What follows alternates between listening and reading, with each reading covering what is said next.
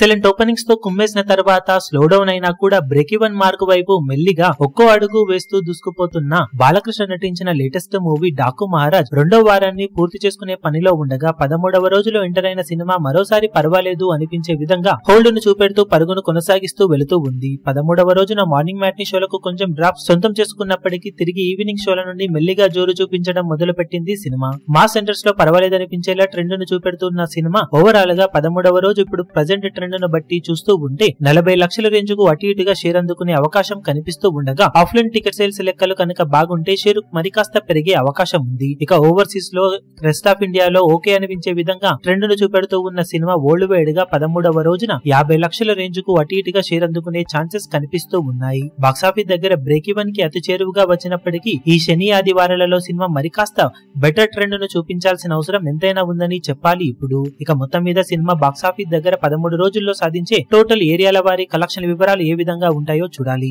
Official 13 days collections report వచ్చిన తర్వాత video update లో సినిమా సాధించిన కలెక్షన్ వివరాలను అప్డేట్ చేస్తాం. ఈ వీడియో మీకు నచ్చినట్లయితే లైక్ చేయండి, షేర్ చేయండి, ఛానల్ ను సబ్స్క్రైబ్ చేయడం మాత్రం మరవకండి. ఏ చిన్న అప్డేట్ ను మిస్ అవ్వకూడదు అనుకుంటే బెల్ ఐకాన్ ను ప్రెస్ చేయండి.